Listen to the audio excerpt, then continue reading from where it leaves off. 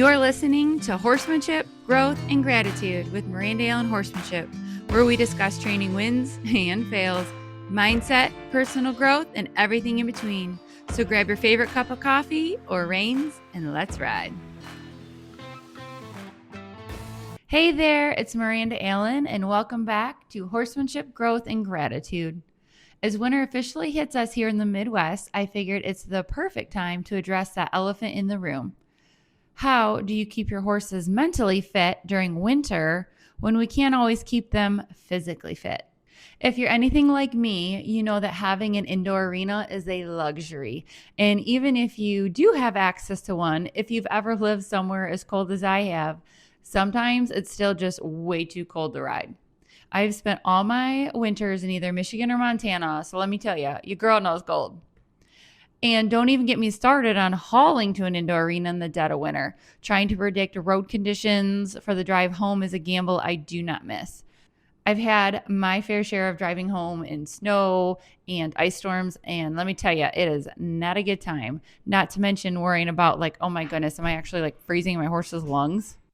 Now, when I was growing up, I was lucky enough to board my horses at barns with indoor arenas.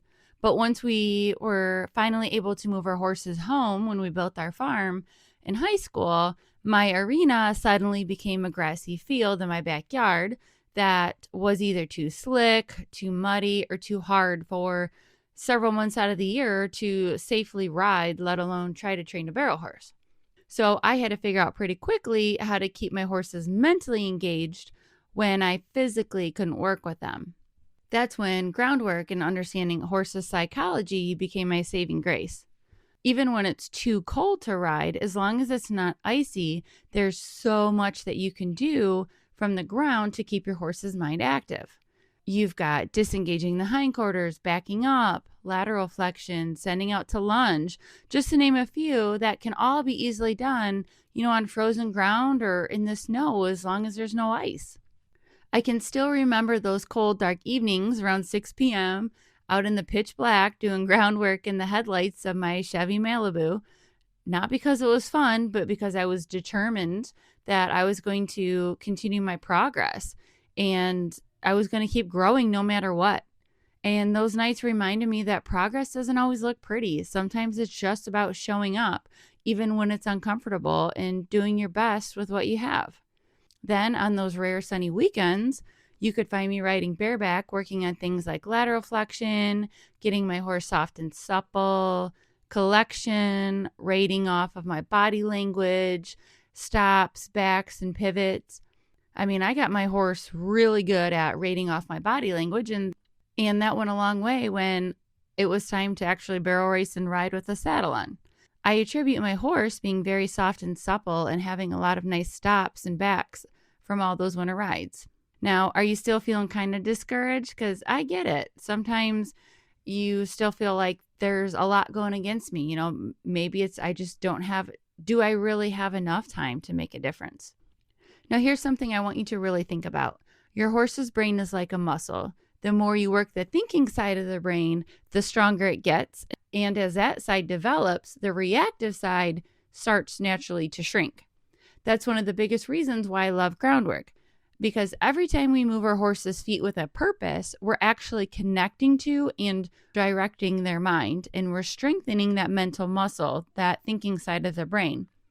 When a horse sits all winter, the reactive side tends to take over again. Now, don't get me wrong, some downtime to just be a horse is absolutely healthy and necessary. But when that downtime turns into months with no mental engagement or stimulation, then that's when their brain naturally drifts back to being more reactive, instinctual state. And here's something people often underestimate: the power of just a few minutes. Think about it. 15 minutes a day over the course of a year adds up to more than 91 hours of focused work. Even if you only do 15 minutes a day times 4 days a week for the 3 hard months of winter where you're more than likely not riding at all, that's still 12 hours of connection and progress with your horse. Now ask yourself, how long would it take you to get 12 hours of true focus, deep connection riding time in the summer with your horse, where the both of you are in that thinking state of mind and that thinking mindset. It's probably still going to be a few weeks, right? So never underestimate the power of a few minutes, because every time you take the time to engage your horse's mind, even for a short session, you're helping to reinforce them to stay calm, to stay connected with you and confident all winter long. It's easy to feel stuck in the winter because the cold, short days and that loss of momentum, you get those winter blues. But just remember, growth doesn't only happen in motion. Sometimes the biggest progress happens in the quiet seasons, the ones that force us to slow down, reflect, and reconnect. Winter can feel heavy, but it's also a chance to breathe, to observe, and to just strengthen the parts of our horsemanship that doesn't always get the attention that it deserves when life gets busy. Your horse feels that shift too. They may not be moving as much, but they're still learning from every moment you spend with them. And in my personal experience, most horses actually love the slowing down time where they're getting the love and attention and pampering from their owners during winter that, let's face it, they don't really get in the summer, because it's just hurry up, let's saddle up and go. So instead of seeing winter as a setback, try viewing it as a reset, a time to tune in, to build patience, and remember that even in the stillness, growth is happening both for you and your horse. And when spring rolls around, I promise that you will notice a huge difference in your horse when it's time to come back to work, not just in their softness, but in both yours and your horse's mindset. So as you head into winter, I would love to hear from you. What are your tips for not just getting through and surviving winter, but actually finding growth in it? Maybe it's something you do with your horse. Maybe it's something that keeps you grounded and motivated during the slow season. I'd love to hear your ideas so I can share them on future episodes, because I love helping other horse owners see how we can all turn this winter slowdown into an opportunity for growth. And speaking of winter, I've been thinking it could be fun to do a future episode all about winter riding gear. Not necessarily these are the name brands you have to have, but what are the proper types of layering and materials that you need to look for?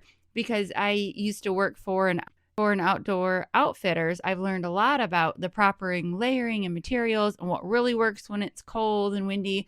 So let me know what you think, because that would be a really fun, easy podcast episode as well. Thanks for tuning in to Horsemanship, Growth, and Gratitude with Miranda Allen Horsemanship. If you've enjoyed this episode, I'd love for you to follow the podcast and share it with a friend who loves horses as much as we do. And while you're at it, be sure to check out my website. That's mirandaallen.net, Allen with a Y, to stay tuned and updated on the launch of my upcoming online course, Essentials of Horsemanship. And until next time, remember, horsemanship is in the details.